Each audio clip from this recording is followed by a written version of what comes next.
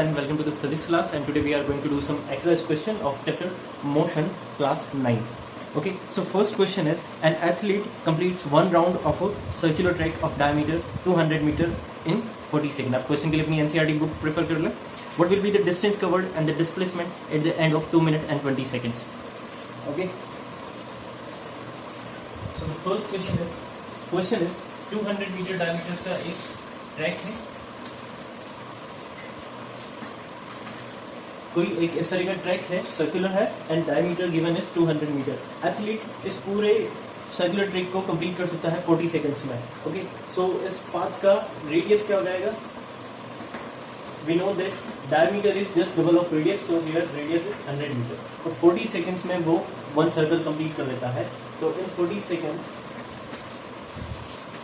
Athlete completes one circle. Okay, and in the question that it is asked that what will be the distance covered at the end of 2 minutes and 20 seconds. यानी कि जब athlete 40 second में एक circle complete कर लेता है, but वो अगर इसी तरह से कंटिन्यू रन करता रहे तो 2 मिनट एंड 20 सेकंड्स के बाद उसका डिस्टेंस कितना होगा? सो 2 मिनट 20 सेकंड इट मीन्स इसको सेकंड में कन्वर्ट करना होगा. यहाँ पे हमारे पास 2 यूनिट है, मीटर एंड सेकंड, तो 2 यूनिट के साथ हम वर्क नहीं कर सकते. So given time is 2 minute 20 seconds, which is equals to 140 seconds. Minute means 60 seconds plus 6 into 2 120 plus 20, which is equals to 140 seconds. Okay, तो यानी कि हमें कैलकुलेट करना है कि 140 सेकंड्स में वो कितना डिस्प्लेसमेंट कवर करता है. तो उसके लिए फर्स्ट हमें कैलकुलेट करना होगा कि 140 सेकंड में वो कितने सर्कल कंप्लीट कर लेता है. सो इन 140 seconds actually completes 140 upon 40 is equal to 3/1/2 circles. Okay, अगर 40 सेकंड में वो एक सर्कल कंप्लीट कर लेता है तो 140 सेकंड्स में कितना सर्कल कंप्लीट करेगा? तो सिंपली हम 140 को 40 से डिवाइड कर देंगे एंड द वैल्यू इज 3.5. यानी कि 1 circle, 2 circle, 3 circle and half circle. Okay, so हमें यहाँ कैलकुलेट करना है कि वो 3.5 सर्कल में कितना डिस्टेंस कवर करता है. तो first we have to calculate the distance in 1 circle. Distance in 1 circle. Okay, अगर ये सर्कुलर ट्रैक है तो एथलीट इस तरह से रन करता है, तो जो इस ट्रैक का सर्कमफेरेंस होगा वही डिस्टेंस भी होगा, वही पाथ कवर्ड इन 1 सर्कल होगा. तो सर्कमफेरेंस का फॉर्मूला होता है 2πr. So here we have 2πr. ओके, distance covered in 1 second. So distance covered in 3.5 second क्या हो जाएगा? Distance covered in 3.5 circle is equal to 3.5 को हम 3.5 भी लिख सकते हैं. 3.5 into 2πr. ओके, सो 3.5 into 2 into 22/7 pi की value and r is 100. So 3.5 से 7 2 times, 2 से 2 cancel. Okay, so 22 into 100. So the distance covered in 3.5 circle is 2200 meter. Here is your answer for the distance. And now we have to calculate the displacement in 140 seconds. Okay, so we know that displacement is the shortest distance between the final and initial position of the object. So in 140 seconds, athlete covers 3.5 circles. So suppose from A, athlete start its traveling. So in 1 circle, in 2 circle, in 3 circle, is again on its initial position, and in half circle it will be at the point of T, which is just opposite of the A. So we have to calculate the shortest distance between initial and final position. So the displacement in 3.5 circle is diameter of circular track is equal to 200 meter, and it is your answer. Okay, आपको shortest distance calculate करना है, initial and final position. तो आप path के through नहीं जाएंगे, आप shortest distance के थ्रू जाएंगे. तो शॉर्टेस्ट डिस्टेंस इन दोनों पॉइंट्स के लिए जो डायमीटर है ट्रैक का वही रहेगा. इट मींस डिस्प्लेसमेंट जो है वो 200 मीटर रहेगा. डिस्टेंस जो था वो 2200 या 2200 मीटर्स है. ये इस फर्स्ट क्वेश्चन का आंसर हो जाता है. Yes, now question number 2. So a person Joseph jogs from the point A to point B. Okay, so in which it consume time 2 minutes and 50 seconds. So 2 minutes 50 seconds. So we have to convert it into second, so which is equals to 170 seconds. And the distance between A to B, distance from A to B is 300 meters. So in this question we have to calculate average speed and average velocity. So average speed equals to total distance upon total time. So total distance is 300 meters and total time is 170 seconds. Okay, so from there, so 1.52, it will be approximate 1.76 meter per second. Okay, and for the average velocity,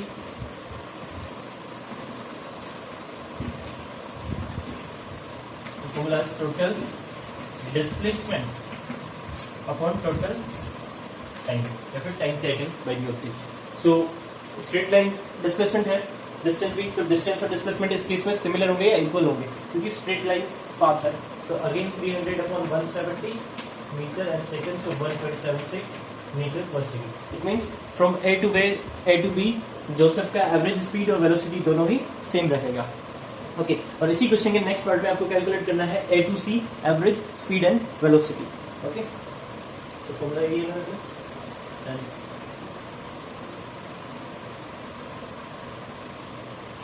Okay, from A to C, distance from A to C. Okay, so A to B is 300 meter and B to C is 100 meter. So total distance हो गया 300 plus 100 is equal to 400 meter. And time, so time is given in question that says another 1 minute. 1 minute extra हो गया. It means 170 seconds so consume करता है A to B आने में. Okay, and then 1 minute extra. It means 60 minute extra वो consume करता है B to C जाने. So 170 plus 60. So total is 230 seconds. Okay. So now distance is 400 meter and displacement from A to C equals to E to C 100 and 100 200 meter. Initial position A, final position B और इन दोनों के बीच का shortest distance 200 meter. So displacement हो जाएगा हमारे पास 200 meters. Okay. अब फॉर्मूले में वैल्यूज रखना है. Total distance 400 meter and time is 230 seconds. Okay. So total distance 400 upon 230 and displacement के लिए क्या हो जाएगा 200 and 230. क्लियर? इसको ड्रॉप कर देता है. So 400 by 230 and 200 by 230 दोनों में 0 से 0 कैंसिल हो जाएंगे and then ये हो जाएगा 1 point something आ जाएगा उसका वैल्यू 1.74 आएगा उसका वैल्यू 1.74 मीटर पर सेकंड. और क्योंकि 23 ग्रेटर है 20 से तो इस टाइम 0 point something आएगा और ये मल्टीप्लाई 10 टाइम 230 हो जाता है 238 and 3 मीटर पर सेकंड. तो ये दोनों ही इसके आंसर हो जाते हैं. क्लियर? At 3 नहीं, at 7 होगा. Okay. So in question number 3, Abdul जो किसी पॉइंट से ट्रैवल करके जा रहा है अपने स्कूल तक. Okay. When he is going from this certain point to school, its average velocity is 20 meter per second, and when it comes from the school to that point, its average velocity is 30 meter per second. Okay. So question meter or kilometer? Sorry, kilometers is given. Kilometer per hour and kilometer per hour. What is the average speed for Abdul's trip? यानी कि अब्दुल के school जाकर वापस आने का average velocity आपको calculate करना है. सो जो भी डिस्टेंस होगा, बिकॉज वो उसी पाथ पर रिटर्न हो रहा है, तो जो उस पॉइंट से, सपोज पॉइंट ए मान लेते हैं इसको, तो पॉइंट ए से स्कूल का जो डिस्टेंस है वही स्कूल से उस पॉइंट का डिस्टेंस है. तो suppose distance between A and school, point A and school, point A and school equals to x. Okay, and time taken by the Abdul to go from point A to school is t1 मान लेते हैं. Return होने के लिए time t2 मान लेते हैं. हमें कैलकुलेट करना है average speed. So average speed का फॉर्मूला क्या हो जाएगा? Average speed is equals to total distance upon total time. Okay, so total distance, if we are taking x from the point A to school and school to point A is also x, so total distance x plus x. ये जाने का distance और ये आने का distance. Time taken. Time is not given in the question, so we are supposing that in when Abdul goes from the point A to school, time taken by the Abdul is t1, and when he returns from the school, time taken by the Abdul is t2. Okay, so we have to calculate the value of t1 and t2.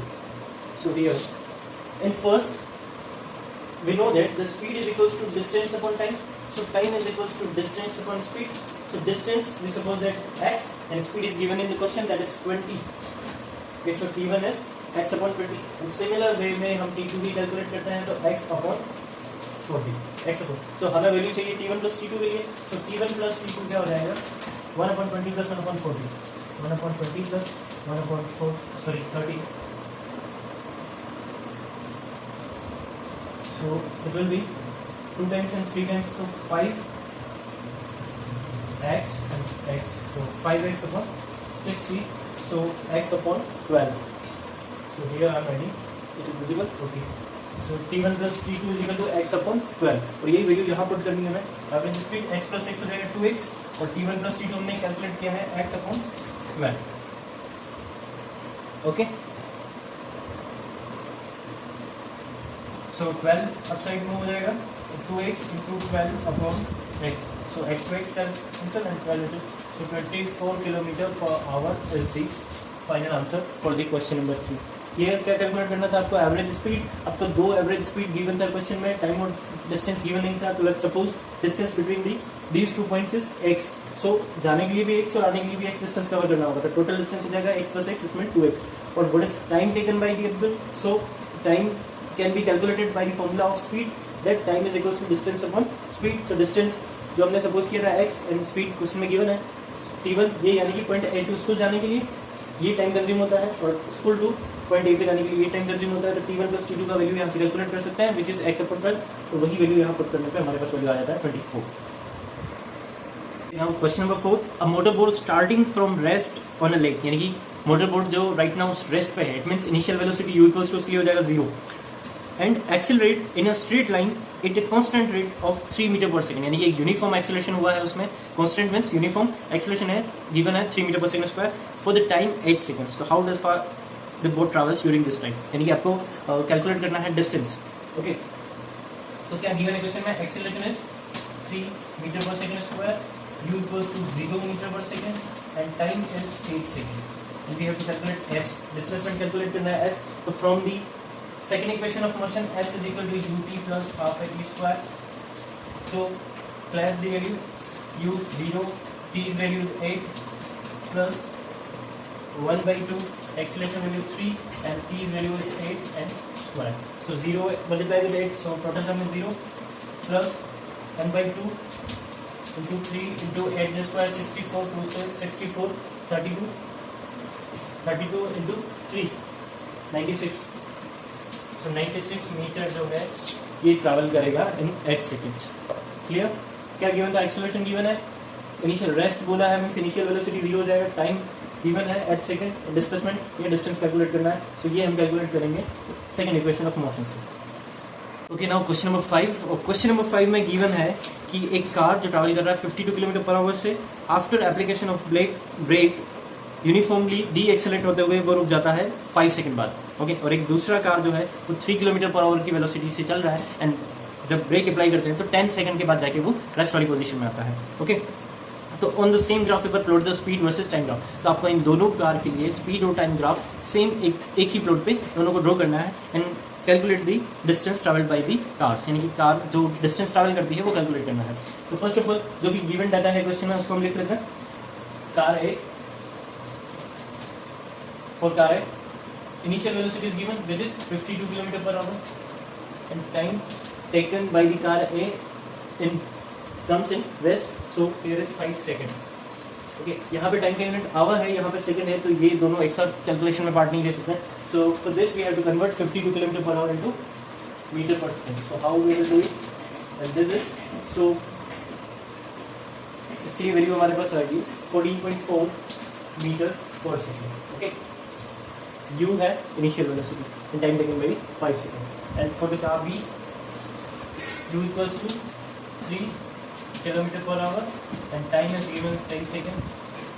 Okay, so इसे convert करते हैं तो 3 into 5 by 18 6 time और 6 है तो 0.83 metre पर second. Okay, time is given. So हमारे पास यहाँ पे दो है, एक तो स्पीड है और टाइम है, स्पीड है और टाइम है, और इन्हीं के पीछे हमें ग्राफ लोड करना है. ठीक है, तो ये सारी वैल्यूज लेके हमें ग्राफ लोड कर लेते हैं. टाइम को मैं यहाँ लिख देता हूँ 5 सेकेंड और यहाँ 10 सेकेंड. ओके, सो ये दोनों डिजिट है टाइम और स्पीड के कार ए के लिए और ये दोनों है कार बी के लिए. सो ग्राफ लोड करते हैं.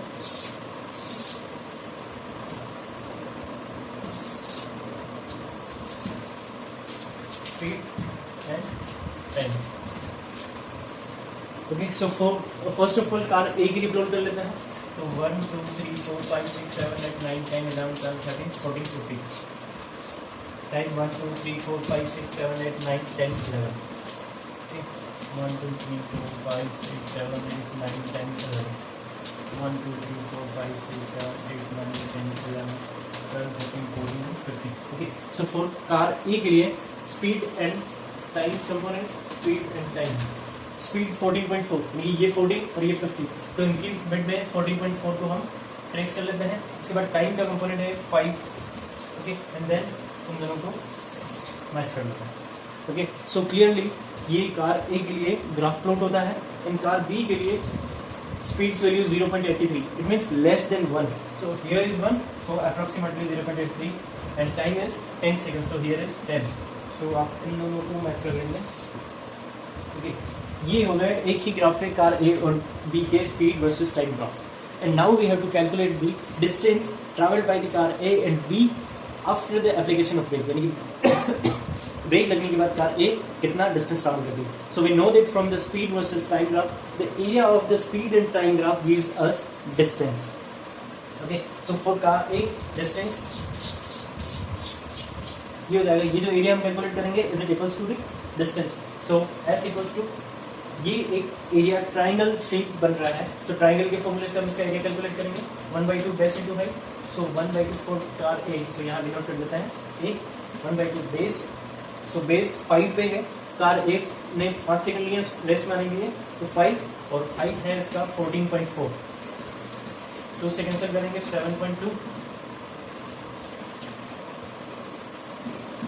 360 मीटर,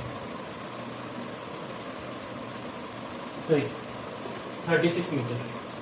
क्योंकि तो कार ए ट्रैवल करता है 36 मीटर. एंड सिमिलर वे में अगर हम कार बी के लिए कैलकुलेट करते हैं तो एस बी, यहाँ पे भी एक ट्राइंगल आपको मिल जाएगा. तो ये अगर आप इस ट्राइंगल का एरिया कैलकुलेट करते हैं तो आपको डिस्टेंस, वो एरिया इक्वल होगा डिस्टेंस के जो car after the application of brake run करती है. So 1/2 into base into height, so 1/2 base क्या रह जाएगा इसका time, so time is 10 second and height is 0.83. So 2 to 10 5 times, so 5 into 0.83, so 5 and 4.15 meters is your answer. So car A runs more distance than car B after the application of brake. Okay, so now question number 6. In question number 6 we have a graph in which there are 3 curves A, B and C. Okay, so we have to answer some questions on the basis of this graph. So first question is, which object is faster than others? Okay, so इस graph को study करके आपको बताना है कि इन तीनों में से कौन सा कर्व जिस ऑब्जेक्ट का है वो rest of 2 से ज्यादा फास्ट है. So we know that from the distance versus time graph, the slope of the graphs gives you the value of speed. So by observation we can say the slope of B is more than the C and A. So answer of first question is B. Object B is moving faster than the object A and C. Okay, and next question is,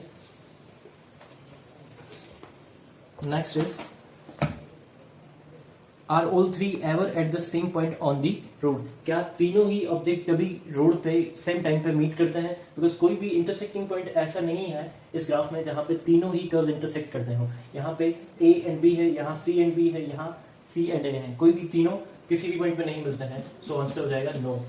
because there is no common intersecting point between all the 3 curves. Okay, and third question है how far C travelled when B passes A. यानी कि B जब ए को पास करता है, ये जब intersect करके बी ए से आगे निकल जाता है, तो उस पॉइंट पे जब ये दोनों एक साथ या फिर बी आगे निकलता है, उस वक्त सी कितने किलोमीटर ट्रैवल कर चुका था, ये आपको बताना है. तो डिस्टेंस इस तरफ है, तो जिस पॉइंट पे ये दोनों मिलते हैं उससे एक नॉर्मल लेना है कर्व सी पे, एक परपेंडिकुलर लेना है सी कर्व पे, और इसको मैच करना है इस तरफ. ओके, और जब आप ग्राफ में इसको मैच करेंगे तो ये वैल्यू कुछ यहाँ पे 8 किलोमीटर से 2 ब्लॉक ऊपर आपको मैच करती है. तो अप्रोक्सीमेटली आपको यहाँ आंसर मिलता है, not exact. Approximate answer is 9 kilometers. Okay, and in the fourth part of the question, how far B has travelled by the time it passes C. यानी कि जब B C को पास करता है, C से आगे निकलता है, तो उस वक्त B कितने किलोमीटर ट्रैवल कर चुका था. सो ये पॉइंट है जहां पर B C से आगे निकलता है, तो डिस्टेंस ही शो करना है. तो यहां से हम मिलाएंगे डिस्टेंस के लिए. तो यहाँ आपको वैल्यू मिलती है, जब ग्राफ में जब आप इसको मिलाएंगे तो ये 4 से 3 ब्लॉक ऊपर पे क्रॉस करता है, तो ये भी अप्रोक्सीमेट वैल्यू हो जाती है 5.5 किलोमीटर. ओके, तो here is your 6th question. अच्छा, फर्स्ट के लिए कैलकुलेट कर सकते हैं स्लोप भी. अगर आप ऑब्जर्वेशन से पता ना कर सकें तो आप कोई भी जो टाइम गिवन है उसको कंसिडर करें, और ये जो टाइम है ये पूरा रेंज हो जाएगा, और यहाँ पे जो भी पॉइंट आप ले रहे हैं उससे इक्वल में डिस्टेंस ले लें. तो डिस्टेंस अपॉन टाइम ये आपको करना है तीनों ही कर्व्स के लिए. तो जिसका भी वैल्यू मैक्सिमम आता है डिस्टेंस अपॉन टाइम का, वो आपका मैक्सिमम वेलोसिटी वाला ऑब्जेक्ट हो जाएगा. Now question number 7.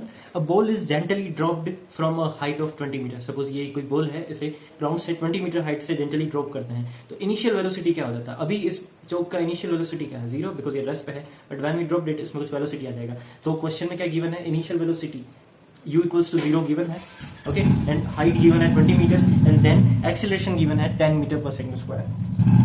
So for that object u equals to 0 meter per second, acceleration is 10 meter per second square, s means height. अब s यूज करें या h यूज करें, दोनों एक ही. h is 20 meter. Okay, so in this question we have to calculate the final velocity. With what velocity will it strike the ground? It means आपने जो ball drop किया है वो कितनी वेलोसिटी के साथ ग्राउंड को स्ट्राइक करता है. इट मींस फाइनल वेलोसिटी यहाँ कैलकुलेट करनी है. तो ऐसा हमें, हमारे पास जो मोशन के इक्वेशन है उनमें से ऐसा इक्वेशन ढूंढना है फर्स्ट, सेकंड, थर्ड में से, कि हम वेलोसिटी कैलकुलेट कर सकें with the given terms. So first equation अगर हम देखते हैं तो v equals to u plus at. तो यहाँ हमें v कैलकुलेट करने के लिए t की नीड है. Second one is ut plus half at square.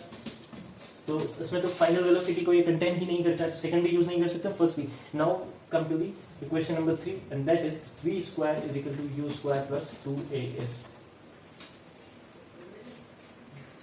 Okay, so v calculate करना है, u is 0, put the value, and so v square is equal to 0 plus 2, acceleration is 10, and s means h is given that 20. Okay, so v square is equal to 2 into 10 20, 20 into 20 400, and v equals to root of 400, so it will be plus minus 20. So positive ही होगा यहाँ पे answer वैसे. v is equal to 20 meter per second. Okay, that is the final velocity in which the ball strike the ground.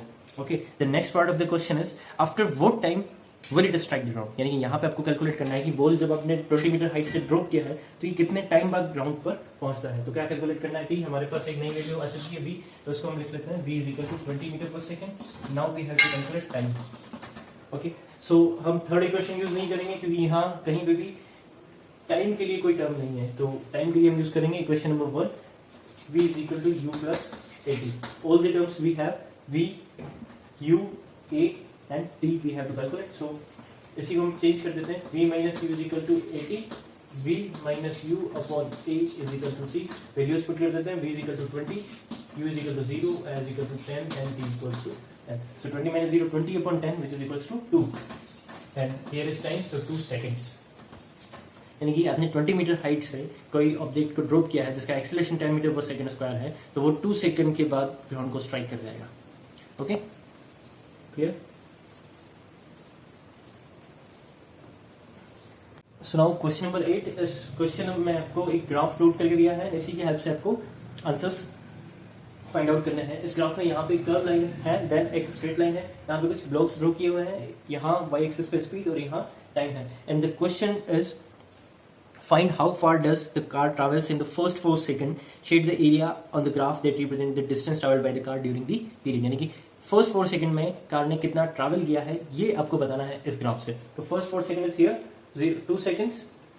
2 seconds and 4 seconds, यानी ये 4 second में जितना भी area cover किया हुआ है, we know that from the speed time graph the area of the speed time graphs gives us displacement और distance. यानी कि अगर 4 सेकंड में हमने ये कैलकुलेट करना है कि कार ने कितना डिस्टेंस ट्रैवल किया है तो हमें इस ग्राफ का एरिया कैलकुलेट करना होगा टिल दी 4 सेकंड. ओके, यहाँ पे कर्व लाइन है, यहाँ अगर एक स्ट्रेट लाइन होती then we can calculate by the formula of triangle, area of triangle. अगर यहाँ रेक्टेंगल होता तो रेक्टेंगल के फॉर्मूले से हम कैलकुलेट कर सकते थे, बट यहाँ पे एक कर्व लाइन है. सो फर्स्ट ऑफ ऑल इस ग्राफ में आपको बहुत छोटे छोटे से रेक्टेंगल शेप्स या बॉक्स का शेप ड्रॉ करके दिया है. तो आपको करना ये है कि ये जो एक बॉक्सेस ड्रॉ किए हैं उस एक बॉक्स का एरिया कैलकुलेट करना है. देन जितने बॉक्स इस अंडरलाइन एरिया में आते हैं 4 सेकंड तक का जो ये एरिया रहेगा, जितने बॉक्सेस यहाँ हैं उनको आपको एक बॉक्स के एरिया से मल्टीप्लाई कर देना है. Okay, so how can we find the area of just one box? So here 0 to 2 seconds there are 5 fractions. Okay, it means one fraction is equals to the consider one box, one rectangle box. So here is length and this side of its breadth. So look, here we have 2 seconds in which we have 5 fraction. So L equals to side. So किसी एक box का calculate कर रहा है. So 2/5 is equal to 0.4. And the breadth of the box यहाँ पे हमारे पास 2 kilometre पर सेकंड है और इसके 3 फ्रैक्शंस हैं. So B is equal to 2/3. किसी एक फ्रैक्शन का कितना वैल्यू हो जाएगा? 2/3. And the area of one box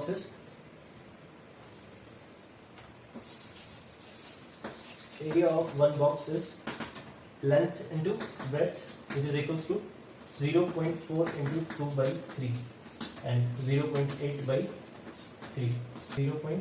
और 2 times 6 आ जाएगा. 2 remaining, 20 remaining. So 6 आएंगे और then again 6. So 0.27.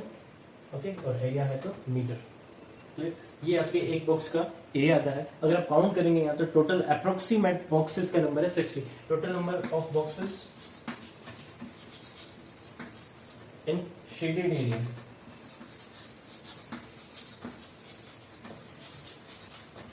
approx 63. आप काउंट करके देख लें. 63 आपके 62 या 64 भी आता है तो.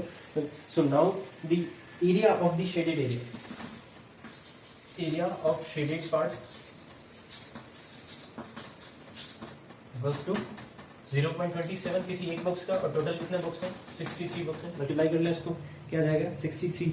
So 27 into 3, 81. So 1 is 8 is carry. 27 into 6. So 81 and 81, 160, 162 and 8, 170. Okay. So 170 and decimal of the 2 points. So 17 approx of meter month. So ये जो एरिया है वो इस शेडेड पार्ट का है और यही एरिया डिस्टेंस है जो कार ने कवर की है इनिशियल 4 सेकंड में. So we can say that the distance covered by the car, the distance covered by the car in 4 second, initial 4 second is 17 metre. Here is your answer for the part A. Okay, और इसी question का हमारे पास next part है. Which part of the graph represent uniform motion of the car? Okay, uniform motion means जहां पे velocity या speed में किसी भी तरह का कोई चेंज नहीं है, इंक्रीज भी ना हो डिक्रीज भी ना हो. प्रति 4 सेकंड यहाँ पे आपको एक स्ट्रेट लाइन मिलेगी जो कि स्पीड का वैल्यू जो है वो कांस्टेंट हो जाता है. तो इट मीन्स आप इसको भी कोई पॉइंट गिवन करते हैं, point A to B. Now you can say the part of graph from point A to B is showing that the uniform motion. Yes, now ninth question में आपके पास 2 statement है जिनके लिए आपको बताना है कि ये कंडीशंस पॉसिबल है या नहीं. The first one is an object with an constant acceleration but with 0 velocity. यानी कि ऑब्जेक्ट है जिसका एक्सेलरेशन कांस्टेंट है बट उसका वेलोसिटी 0 हो जाए. ओके, तो क्या ऐसा पॉसिबल है? Of course it is possible. ये एक स्पेशल केस में ही पॉसिबल है, बट पॉसिबल है. जब आप किसी भी ऑब्जेक्ट को अपवर्ड थ्रो करते हैं तो जो फाइनली जो मैक्सिमम हाइट होगी जहां तक ये ऑब्जेक्ट रीच करता है, जहां तक ये जाता है, वहां से जब ये रिटर्न होने वाला होता है तो उस वक्त इसका वेलोसिटी क्या हो जाता है? 0. बिकॉज अगर इसमें वेलोसिटी अब भी रिमेनिंग है, फोर्स रिमेनिंग है, तो ये अब भी ऊपर जाएगा. तो जो इसका मैक्सिमम पॉइंट है जहां से ये वापस रिटर्न हो जाता है तो उस पॉइंट पे एक्सेलरेशन तो वही है 9.8. ओके, बट वेलोसिटी यहाँ पे हो जाता है 0. तो इट मीन्स एक ऑब्जेक्ट का कांस्टेंट एक्सेलरेशन विद 0 वेलोसिटी भी पॉसिबल है. अदरवाइज सारे केसेस में change in velocity he acceleration होता है और चेंज इन अगर वेलोसिटी ही 0 हो जाएगा तो एक्सेलरेशन कहाँ से आएगा? सो बट यहाँ पे कैसे पॉसिबल है. सो आपका आंसर हो जाएगा पॉसिबल है। When you throw a stone upward and its highest point the velocity is 0 but the body has an acceleration of 9.8 metre पर सेकंड स्क्वायर, बिकॉज ये 9.8 अर्थ का एक कांस्टेंट एक्सेलरेशन पॉइंट है। ओके, सेकंड स्टेटमेंट है an object moving in a certain direction with an acceleration in the perpendicular direction. Okay, next statement को मैं समझ सकता है कि object moving in a certain direction with an acceleration in the perpendicular direction. अगर कोई object circular motion में है, ओके, सपोज ये सर्कुलर पाथ है एंड ऑब्जेक्ट यहाँ पे है, ओके, सो वो इस पाथ का अगर मोशन कर रहा है तो इस पाथ पे उसकी वेलोसिटी का डायरेक्शन इस पॉइंट पे ड्रॉ किए गए टेंजेंट के अकॉर्डिंग होगा। सपोज एक टेंजेंट ड्रॉ कर लेते हैं इस तरह से, ओके, सो ये इस पॉइंट को टच करते हुए इस पॉइंट पे ऑब्जेक्ट का वेलोसिटी का डायरेक्शन इस डायरेक्शन में होगा जो टेंजेंट का डायरेक्शन है, बट उस पॉइंट पे एक्सेलरेशन जो है वो ऑलवेज सेंटर के टुवर्ड्स होगा। In circular motion acceleration is always towards the centre, so acceleration आपका इस तरफ है एंड वेलोसिटी आपका इस तरफ है, चाहे किसी भी पॉइंट पे टेंजेंशियल ही रहेगा वेलोसिटी डायरेक्शन एंड एक्सेलरेशन इसी तरफ रहेगा। Okay, so in the circular motion, in the case of circular motion, acceleration is always perpendicular to the velocity. So yes, second statement is correct. It is possible. Okay, और for the first जो हम first statement discuss किया था, अगर आप यहाँ अर्थ या surface पे खड़े हैं, यहाँ से आप कोई ऑब्जेक्ट थ्रो करते हैं तो ऑब्जेक्ट जहाँ से रिटर्न होता है, ओके, वो मैक्सिमम पॉइंट जहाँ से ऑब्जेक्ट रिटर्न होता है वहाँ उसका वेलोसिटी हो जाता है 0, बट एक्सेलरेशन यहाँ पे आपके पास रहेगा a equal to -9.8। Decelerate कर रहा है, आपने ज्यादा वेलोसिटी के साथ उसको थ्रो किया था, बट वो जैसे जैसे हाइट गेन करता है उसका वेलोसिटी कम होता जाता है, यानी कि नेगेटिव एक्सेलरेशन होगा -9.8 का, और जैसे ये रिटर्न होता है जब डाउनवर्ड आता है तो +9.8 हो जाएगा, यानी कि एक्सेलरेशन तो वहां पे है और यूनिफॉर्म एक्सेलरेशन है, कांस्टेंट एक्सेलरेशन है, बट वेलोसिटी उस मैक्सिमम पॉइंट पे 0 रहती है। तो दोनों ही केस पॉसिबल है। Now question number 10, in the 10th question, an artificial satellite is moving in a circular orbit of radius 42 at 250 kilometre. It means ये अर्थ और अर्थ के अराउंड एक आर्टिफिशियल सैटेलाइट एक सर्कुलर पाथ पे रिवॉल्व कर रहा है, और इस पाथ का अर्थ से डिस्टेंस है, अर्थ के सेंटर से, मींस इस पाथ का जो रेडियस है, सर्कुलर ऑर्बिट का जो रेडियस है वो 42,250 किलोमीटर। Okay, it's given. Calculate its speed if it takes 24 hour to revolve around the earth. आपको कैलकुलेट करना है स्पीड, और ये रिवॉल्व करने के पूरा एक सर्कल कंप्लीट करने में टाइम लेता है 24 hours. Okay, so speed total distance upon time, so time 24 hour, but distance calculate करना है। Here radius is given of the circle but we need total distance. It means ये जो path है उसका डिस्टेंस हमें calculate करना है। तो circular path means circumference calculate करना है, तो डिस्टेंस हो जाएगा 2πr। So let's first convert kilometers into meters. So 42,250 kilometer, which is equals to kilometers. So you जाएंगे 1000 meters. So 3, 4, 5, 6, 7, 4.2250 into 10⁻⁷ meters. Okay, और टाइम को हम चेंज करते हैं सेकंड्स में, तो 24 आवर्स में कितने सेकंड होंगे?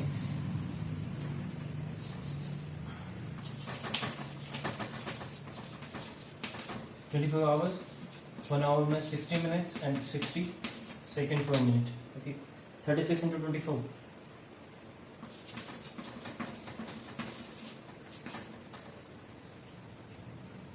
144, 40, 86400 seconds. Okay, so we have time at 6400 seconds.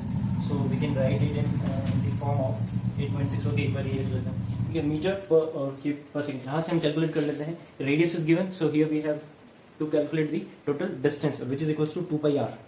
Speed total distance speed is equal to 2πr total distance upon time t. So 2 into 22 upon 7 into r is equals to 4.2250 into 10⁻⁷ upon time is 8.64 into 10⁴ seconds. Minute last में लिख देंगे इसमें। Okay, अगर आप इसको calculate करते हैं तो आपके पास इसकी वैल्यू आ जाएगी 3073 मीटर पर सेकेंड। या मैथमेटिकली सोल्व करें इसको, आपके पास आंसर आ जाएगा 3073 मीटर पर सेकेंड। ओके, सो हियर आपकी ऑल द 10 क्वेश्चन कंप्लीट होता है, उसको आप सही से अरेंज करके लिखें। ठीक है, यहाँ एक शॉर्ट गाइड या हेल्प दिया है मैंने आपको।